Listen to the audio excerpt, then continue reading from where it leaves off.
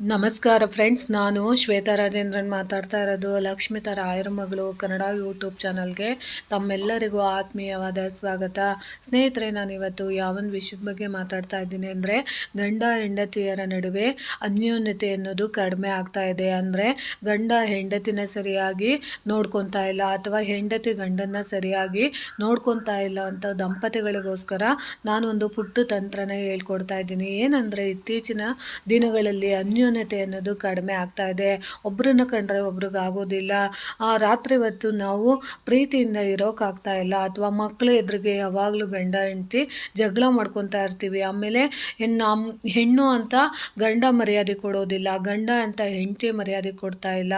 ಏನು ಮಾಡಬೇಕು ಅಂತ ಕೆಲವೊಬ್ಬರು ಅಕ್ಕಂದ್ರು ಅಳ್ತಾ ಇರ್ತಾರೆ. ಯಾಕಂದರೆ ನಾವು ಎಲ್ಲರನ್ನೂ ಬಿಟ್ಟು ನಾವು ಗಂಡನೇ ದೇವರು ಅಂತ ನಾವು ನಂಬಿ ಬಂದಿರೋಂಥ ಗಂಡನೇ ನಮಗೆ ಮೋಸ ಮಾಡ್ತಿರ್ತಾನೆ ಅಂತ ಕೆಲವೊಬ್ರು ಅಕ್ಕಂದ್ರು ಅಳ್ತಾ ಇರ್ತಾರೆ. ಕೆಲವೊಬ್ಬರು ಇಲ್ಲ, ನಮಗೆ ಹೆಂಡತಿ ಕಡೆಯಿಂದ ನಮಗೆ ಟಾರ್ಚರ್ ಆಗ್ತಿದೆ, ಅವಳು ಯಾವಾಗಲೂ ಬೀದಿ ಸುತ್ತಾ ಇರ್ತಾರೆ, ಮತ್ತು ನನ್ನನ್ನು ಚೆನ್ನಾಗಿ ನೋಡ್ಕೊಳ್ಳೋದಿಲ್ಲ, ನಾನು ಅಷ್ಟೆಲ್ಲ ಕಷ್ಟಪಟ್ಟು ದುಡ್ದು ತಂದು ಹಾಕಿದ್ರೂ ಅವರು ನನ್ನನ್ನು ಚೆನ್ನಾಗಿ ನೋಡ್ಕೊತಿಲ್ಲ ಅಂತ ಕೆಲವೊಬ್ಬರು ಗಂಡಸರು ಹೇಳ್ತಾ ಇರ್ತಾರೆ. ಇಂಥ ಸಂದರ್ಭಗಳಲ್ಲಿ ನೀವು ಮುಖ್ಯವಾಗಿ ನೋಡಿ, ಪ್ರೀತಿಗೆ ಅನ್ಯೋನ್ಯತೆಗೆ ನಾವು ಚೆನ್ನಾಗಿರಬೇಕು ಅಂದರೆ ನಾವು ಶ್ರೀಕೃಷ್ಣನ ನಾವು ಪ್ರಾರ್ಥನೆ ಮಾಡಬೇಕಾಗುತ್ತೆ.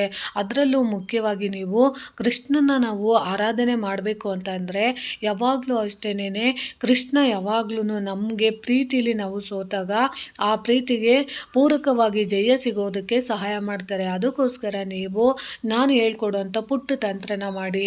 ಅದೇನಪ್ಪ ಅಂತಂದರೆ ತುಂಬಾ ಸರಳವಾದದ್ದು, ಆದರೆ ನಿಮಗೆ ಮಾಡಿಕೊಂಡಾಗ ಮಾತ್ರ ಅದರದ್ದು ಪರಿಣಾಮ ನಿಮಗೆ ಹೆಲ್ಪು ಯಾವ ರೀತಿ ಆಗಿದೆ ಅನ್ನೋದು ನಿಮಗೆ ಗೊತ್ತಾಗುತ್ತೆ. ಏನು ಬೇಕಾಗಿಲ್ಲ ಸ್ನೇಹಿತರೆ, ನಿಮಗೆ ಬೇಕಾಗಿರೋದು ಒಂದು ಮಣ್ಣಿನಿಂದ ಮಾಡಿರೋಂಥ ಮಡಿಕೆಯಲ್ಲಿರೋಂಥ ಒಂದು ಬೌಲ್ನ ನೀವು ತೊಗೊಬೇಕಾಗುತ್ತೆ, ಅಥವಾ ಒಂದು ಪಿಂಗಾಣಿ ಅಂದರೆ ಮಣ್ಣಿನ ಬೌಲಿಂದ ಮಾಡಿರೋಂಥ ಒಂದು ಪಿಂಗಾಣಿದು ಒಂದು ವಸ್ತುನ ನೀವು ತೊಗೊಂಡು ಅದ್ರ ಒಳಗಡೆ ನೀವು ಏನು ಮಾಡಬೇಕು ಅಂದರೆ ಸ್ನೇಹಿತರೆ, ಒಂದು ನವಿಲ್ಗರಿನ ಇಟ್ಟು ನೀವು ರಾಮನ ಫೋಟೋ ಆಗಿರ್ಬೋದು, ಕೃಷ್ಣನ ಫೋಟೋ ಆಗಿರ್ಬೋದು, ಅಥವಾ ಶ್ರೀನಿವಾಸ ದೇವರು ಫೋಟೋ ಆಗಿರ್ಬೋದು, ಅಂದರೆ ವಿಷ್ಣುಗೆ ಸಂಬಂಧಪಟ್ಟಿರೋಂಥ ಫೋಟೋನ ನೀವು ತಗೊಂಡು ಅದರ ಎದುರಿಗೆ ಮಣ್ಣಿನ ಬೌಲ್ನಲ್ಲಿ ಒಂದು ನವಿಲ್ಗರಿನ ನೀವು ಇಟ್ಟು ದೇವರಿಗೆ ಯಥಾ ಪ್ರಕಾರ ಗಣೇಶನ ಪ್ರಾರ್ಥನೆ ಮಾಡಿ, ಕುಲದೇವರದು ಆಶೀರ್ವಾದ ತಗೊಂಡು ನೀವು ಪೂಜೆ ಪುನಸ್ಕಾರ ಮಾಡಿ, ಅಥವಾ ನಿಮ್ಮ ಮನೆಯಲ್ಲಿ 2 ತುಪ್ಪದ ದೀಪನ ನೀವು ಅಂಟಿಸಿ, ಕೃಷ್ಣನ ಮುಂದೆ ತುಪ್ಪದ ದೀಪನ ನೀವು ಅಂಟಿಸಿ ಆ ನವಿಲ್ಗರಿನ ಇಟ್ಟು ಪೂಜೆ ಮಾಡಬೇಕು. ಪೂಜೆ ಮಾಡುವಾಗ ನೀವು ಕೃಷ್ಣನ ಅಷ್ಟೋತ್ತರನ ನೀವು ಒಂದು ಸಾರಿ ಹೇಳ್ಕೊಳ್ಳಿ. ಅಕಸ್ಮಾತ್ ನಮಗೆ ಕೃಷ್ಣ ಅಷ್ಟೋತ್ತರ ಬರ್ತಾ ಇಲ್ಲ ಅಂದರೆ ರಾಮನ ಅಷ್ಟೋತ್ತರ ಹೇಳ್ಕೊಳ್ಳಿ, ಇಲ್ಲ ಅಂದರೆ ಶ್ರೀನಿವಾಸನ ಅಷ್ಟೋತ್ತರ ಹೇಳ್ಕೊಳ್ಳಿ. ಇಲ್ಲ ಅಂದರೆ ಅದು ಬರಲಿಲ್ಲ ಅಂದರೆ ನೀವು ಓಂ ಕೃಷ್ಣಾಯ ನಮಃ, ಕೃಷ್ಣನ ನೀವು ಆರಾಧನೆ ಮಾಡಬೇಕು. ಅದರಲ್ಲೂ ಕೃಷ್ಣ ನವಿಲ್ಗರಿ ಅಂದರೆ ತುಂಬಾ ಇಷ್ಟಪಡ್ತಾ ಇರ್ತಾರೆ. ಯಾಕಂದರೆ ಅವರು ಪ್ರತಿದಿನವೂ ಅವರ ಕಿರೀಟದಲ್ಲಿ ನವಿಲ್ಗರಿ ಇದ್ದೇ ಇರುತ್ತೆ. ಅಂಥ ನವಿಲುಗರಿಗಳನ್ನ ಧಾರಣೆ ಮಾಡುವಂಥ ಕೃಷ್ಣನಿಗೆ ಹತ್ರ ಆಗಿರೋವಂಥ ಈ ನವಿಲ್ಗರಿಯಿಂದ ನಾವು ಪುಟ್ಟ ತಂತ್ರನ ಮಾಡ್ಕೊಬೇಕಾಗುತ್ತೆ.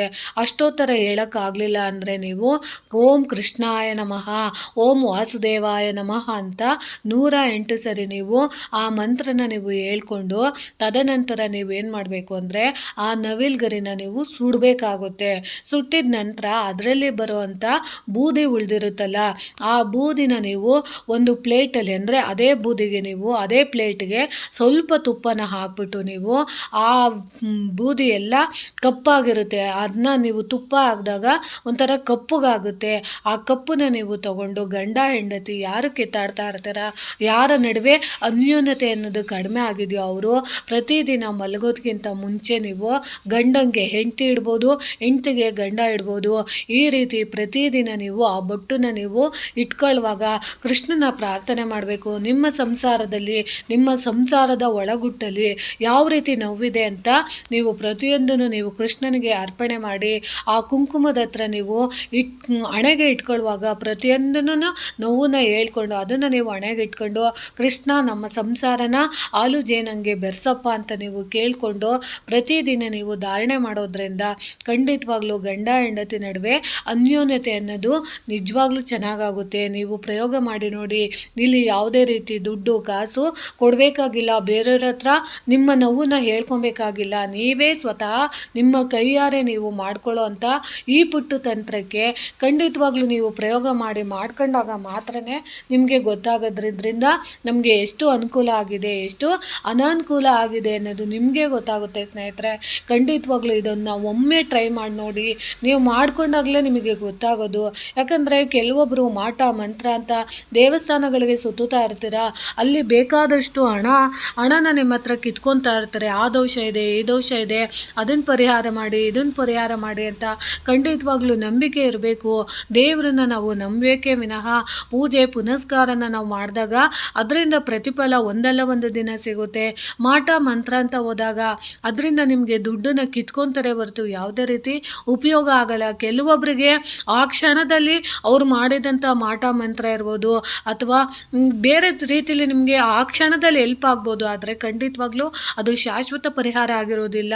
ಯಾವಾಗಲೂ ನಾವು ಶಾಶ್ವತ ಪರಿಹಾರ ಬೇಕು ಅಂದರೆ ನಾವು ಭಗವಂತಂದು ನಾಮಸ್ಮರಣೆ ಮಾಡಬೇಕಾಗುತ್ತೆ. ಭಗವಂತನಿಗೆ ನಾವು ಹತ್ರ ಆಗಿ ಕೆಲವೊಂದು ಕಾರ್ಯಗಳನ್ನ ನಾವು ಮಾಡಿಕೊಂಡಾಗ ಮಾತ್ರ ನಮಗೆ ಹೆಲ್ಪ್ ಆಗುತ್ತೆ. ಮಾಟ ಮಂತ್ರ ಅಂದಾಗ ಅವರು ನಿಮ್ಮ ಹತ್ರ ನಿಂಬೆಹಣ್ಣು ಕೊಡ್ತೀನಿ, ತಗಡು ಬರ್ಕೊಡ್ತೀನಿ, ಯಂತ್ರ ಮಾಡಿಸ್ತೀನಿ, ಹೋಮ ಮಾಡಿಸ್ತೀನಿ, ಅದನ್ನು ಮಾಡಿಸ್ತೀನಿ, ಇದನ್ನು ಮಾಡಿಸ್ತೀನಿ ಅಂತ ಲಕ್ಷಾಂತರ ರೂಪಾಯಿ ದುಡ್ಡನ್ನ ಕಿತ್ಕೊತಾರೆ. ಇಲ್ಲಾಂದರೆ ಸಾವಿರಾರು ರೂಪಾಯಿ ನಿಮ್ಮನ್ನು ಕಿತ್ಕೊತಾರೆ. ಆಮೇಲೆ ನೀವು ಒಂದೇ ಸಮಸ್ಯೆ ಹೇಳಿದ್ರೆ ಅದಕ್ಕೆ ಮತ್ತಷ್ಟು ಕಾರಣಗಳನ್ನ ಅವರು ಸೇರಿಸಿ ನೀವು ನಂಬೋ ಥರ ಬಿಂಬಿಸ್ತಾರೆ. ಖಂಡಿತವಾಗ್ಲೂ ಆ ರೀತಿ ಮೂಢನಂಬಿಕೆಗಳಿಗೆ ಬಲಿಯಾಗಬೇಡಿ. ಯಾವಾಗಲೂ ಅಷ್ಟೇ ನಂಬಿಕೆಯಿಂದ ಭಗವಂತನ ಆರಾಧನೆ ಮಾಡಿ. ಭಗವಂತ ಯಾವತ್ತೂ ನಿಮ್ಮ ನಂಬಿಕೆಗೆ ಮೋಸ ಮಾಡೋದಿಲ್ಲ. ಯಾಕಂದರೆ ಸ್ನೇಹಿತರೆ, ನಾನು ಸುಮಾರು ಜನ ನೋಡಿದ್ದೀನಿ, ಎಷ್ಟೊಂದು ದುಡ್ಡು ಕೊಡ್ತಾ ಇರ್ತಾರೆ ಗೊತ್ತಾ, ಅಲ್ಲಿ ಏನೂ ಒಳ್ಳೇದಾಗಿರಲ್ಲ ಸ್ನೇಹಿತರೆ. ಪ್ರತಿಯೊಬ್ಬರನ್ನು ವಿಚಾರಿಸಿದಾಗ ನೀವು ಹೋಗಿದ್ರಲ್ಲ, ಏನಾಯಿತು ಅಂದರೆ ಅವತ್ತು ನನ್ನ ಹತ್ರ ದುಡ್ಡು ಇಸ್ಕೊಂಡ, ನನಗೇನೋ ಸರಿ ಮಾಡ್ತೀನಿ ಅಂತ 10,000 ಇಸ್ಕೊಂಡಿದ್ದೇನೆ, 20,000 ಇಸ್ಕೊಂಡಿದ್ದೇನೆ, ಏನೂ ಆಗಿಲ್ಲ, ಅಲ್ಲಿ ಹೋದ್ಮೇಲೆ ಇನ್ನೂ ಜಾಸ್ತಿ ಆಗಿದೆ ಅಂತಾರೆ. ಯಾರೋ 100ಕ್ಕೆ 10 ಜನಕ್ಕೆ ಒಳ್ಳೇದಾಗ್ಬೋದು. ಆ ಕ್ಷಣ ಅವ್ರ ಗ್ರಹಗತಿಗಳು ಚೆನ್ನಾಗಿದ್ದಾಗ ಅದು ಲಕ್ ಕೊಟ್ಬಿಡ್ಬೋದು. ಆದರೆ ಎಲ್ಲರ ಟೈಮಿಂಗ್ಸು, ಎಲ್ಲರ ಗ್ರಹಗತಿಗಳು, ಎಲ್ಲರ ಜೀವನನೂ ಒಂದೇ ರೀತಿ ಇರೋದಿಲ್ಲ. ಅದಕ್ಕೆ ನೀವು ಯಾವಾಗಲೂ ಅಷ್ಟೇ ಭಗವಂತನಿಗೆ ಹತ್ರ ಆಗೋಂಥ ಸೇವೆಗಳನ್ನ ನಾವು ಮಾಡಿದಾಗ ಖಂಡಿತವಾಗ್ಲೂ ಭಗವಂತ ನಮಗೆ ಪ್ರೇರಣೆ ಕೊಡ್ತಾನೆ ಅಂತ ನಾನು ಹೇಳೋಕ್ಕೆ ಇಷ್ಟಪಡ್ತೀನಿ ಸ್ನೇಹಿತರೆ. ಯಾವಾಗ್ಲೂ ನಾವು ಸರಳವಾಗಿರೋ ಅಂಥದ್ದನ್ನ ನಾವು ಮಾಡಿಕೊಂಡಾಗ ಅದರಿಂದ ದೊಡ್ಡ ಪ್ರತಿಫಲ ಖಂಡಿತವಾಗ್ಲೂ ಸಿಗುತ್ತೆ. ತಾಳ್ಮೆ ಇರಬೇಕು ಮತ್ತು ನಂಬಿಕೆಯಿಂದ ಮಾಡಬೇಕು. ಯಾವುದನ್ನೇ ಆಗಲಿ ಒಬ್ಬ ವ್ಯಕ್ತಿ ಏನಾದರೂ ಒಂದು ಹೇಳ್ತಾನೆ ಅಂದರೆ ಅದನ್ನು ನಂಬಿಕೆಯಿಂದ ಮಾಡ್ಕೊಬೇಕು. ಅದನ್ನೇ ನಾವು ಮೂಢನಂಬಿಕೆಯಲ್ಲಿ ಹೇಳ್ಬೋದು. ನಾವು ಇಲ್ಲ, ನಿಮ್ಗೆ ಇವತ್ತು ನನಗೆ ಹೇಳಿದ್ದೀನಿ, ನಿಮಗೆ ಕೋಟಿ ರೂಪಾಯಿ ನಾಳೆ ಸಿಕ್ಬಿಡುತ್ತೆ, ಅಥವಾ ನೀವು ಈ ತಂತ್ರ ಮಾಡಿಬಿಟ್ರೆ ನಿಮಗೆ ಕೋಟಿ ಬೆಳಗ್ಗೆ ಅಷ್ಟೊತ್ತಿಗೆ ನಿಮ್ಮ ಮನೆಯಲ್ಲಿ ಲಕ್ಷಾಂತರ ರೂಪಾಯಿ ತುಂಬಿಡುತ್ತೆ ಅಂತ ಸುಳ್ಳು ಹೇಳೋ ಅಂಥದ್ದನ್ನ ನಾವು ಮಾಡಿದಾಗ ಕೆಲವೊಬ್ಬರು ನಂಬಿಡ್ತಾರೆ. ಹೌದೇನೋ ನಿಜ ಅಂತ. ಯಾವತ್ತೂ ಅಷ್ಟೇ ಕಷ್ಟಪಡದೆ ಏನೂ ಸಿಗೋದಿಲ್ಲ. ಹಣೆ ಬರ ಚೆನ್ನಾಗಿದ್ದು ನಿಮ್ಮ ಗ್ರಹಗತಿಗಳು ಚೆನ್ನಾಗಿದ್ದಾಗ ಏನೋ ಒಬ್ಬರು ಹೇಳಿದ ಮಾತು ನಿಜ ಆಗ್ಬಿಡ್ಬೋದು. ಎಲ್ಲ ಟೈಮು ಎಲ್ಲದೂ ಸಕ್ಸಸ್ ಆಗೋಲ್ಲ.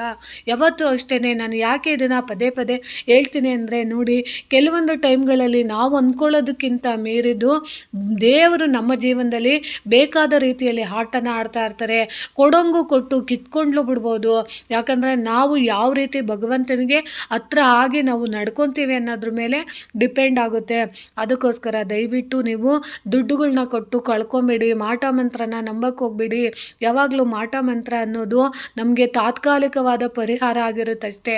ನಾವು ಶಾಶ್ವತ ಪರಿಹಾರ ಪಡಿಬೇಕು ಅಂದರೆ ಭಗವಂತನಿಗೆ ಹತ್ರ ಆಗಬೇಕು. ಸಾಧ್ಯವಾದಷ್ಟು ಗಂಡ ಹೆಂಡತಿ ಅನ್ಯೋನ್ಯವಾಗಿರಬೇಕು ಅಂದರೆ ಯಾವಾಗಲೂ ಕೃಷ್ಣನಿಗೆ ಅಥವಾ ರಾಮದೇವರಿಗೆ ಅಥವಾ ನೀವು ಶ್ರೀನಿವಾಸ ದೇವರಿಗೆ ಸಾಧ್ಯವಾದಷ್ಟು ಗಂಡ ಹೆಂಡತಿ ಇಬ್ಬರೂ ದೇವಸ್ಥಾನಗಳಿಗೆ ಹೋದಂಥ ಸಂದರ್ಭದಲ್ಲಿ ತುಳಸಿ ಮತ್ತು ಮಲ್ಲಿಗೆ ಇವನ್ನ ಜೊತೆಯಾಗಿ ನೀವಿಬ್ಬರೂ ಸಂಕಲ್ಪ ಮಾಡಿಕೊಂಡು ಕೊಡೋದ್ರಿಂದ ಗಂಡ ಹೆಂಡತಿಯರ ನಡುವೆ ಅನ್ಯೋನ್ಯತೆ ಅನ್ನೋದು ಸ್ಟಾರ್ಟ್ ಆಗುತ್ತೆ.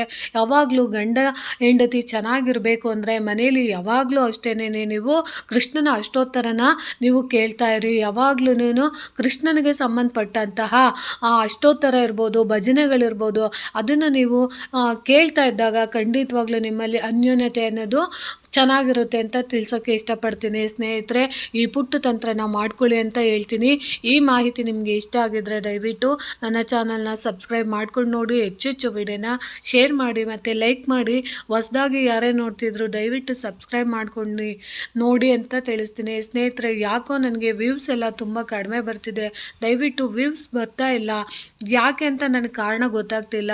ದಯವಿಟ್ಟು ಸಪೋರ್ಟ್ ಮಾಡಿ. ವಿಡಿಯೋಸ್ ನೀವು ಯಾಕೆ ಏನಾಯಿತು ಅಂತ ನನಗೂ ಕಾರಣ ಗೊತ್ತಾಗ್ತಿಲ್ಲ, ಖಂಡಿತವಾಗ್ಲೂ ತಿಳಿಸಿ ಅಂತ ಹೇಳೋಕ್ಕೆ ಇಷ್ಟಪಡ್ತೀನಿ. ಸರಿನಾ ಸ್ನೇಹಿತರೆ? ಧನ್ಯವಾದಗಳು ಸ್ನೇಹಿತರೆ.